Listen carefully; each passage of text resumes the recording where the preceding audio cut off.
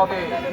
পাশাপাশি মুক্তিযোদ্ধাদের যারা ৭১-এর স্বাধীনতা যুদ্ধে আত্মাহুতি দিয়েছেন, যারা এই মুক্তিযুদ্ধ করেছেন, আমাদের মা বোনরা যারা আত্মাহুতি দিয়েছেন, ইজ্জত বঞ্চিত হয়েছে, তাদের প্রতি সম্মান প্রদর্শন করছি। আমরা আগামী ফেব্রুয়ারি মাসে বাংলাদেশে জাতীয় ইলেকশন হতে যাচ্ছে। আপনারা ইতিমধ্যে দেখতে পেরেছেন সারা বাংলাদেশে কে বা কারা বাংলাদেশের এই ইলেকশন যেন না হতে পারে তার জন্য সর্বোচ্চ ষড়যন্ত্র করছে। ষড়যন্ত্রকে রুখে দিতে হবে। ১৭ বছর আন্দোলন সংগ্রাম করেছে ফ্যাসিস্ট হাসিনার বিরুদ্ধে।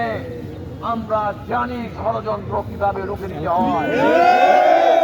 বাংলাদেশের মাটিতে এই ফেব্রুয়ারি মাসে ইলেকশন হবেই হবে। বিজয় হবে সারা বাংলাদেশে।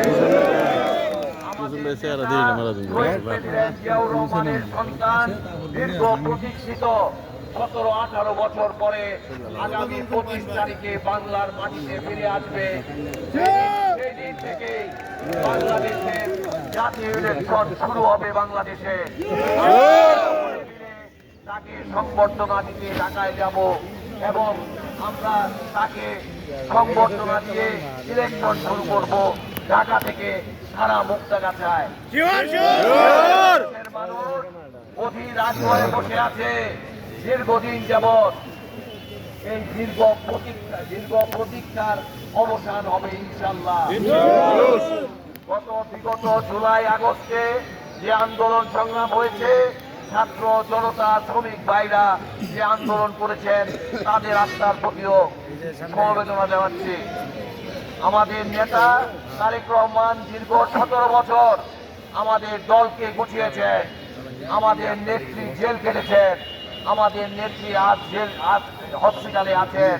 আমরা সকলে ওনার জন্য দোয়া করেছি এবং আমাদের এই দোয়া অব্যাহত থাকবে আমাদের নেত্রী হসপিটাল থেকে বের হয়ে আসার আগ পর্যন্ত। ইতিমধ্যে আমাদের নেত্রী সুস্থ হতে চলেছেন।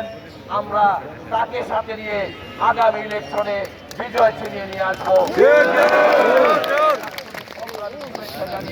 বিজয় দিবসের শুভেচ্ছা জানিয়ে এবং এত ভোরবেলা সকলে এখানে উপস্থিত হওয়ার জন্য সকলকে ধন্যবাদ জানিয়ে আমি আমার বক্তব্য এখানে শেষ করছি। দক্ষিণ জেলা বিএনপির পক্ষ থেকে আমাকে ময়মনসিংহে ফুল দিতে যেতে হবে শহীদ স্মৃতিতে। কাজেই আমি এখন এখান থেকে বিদায় নিব। সকলকে ধন্যবাদ জানিয়ে আমি আমার বক্তব্য এখানে শেষ করছি। আমরা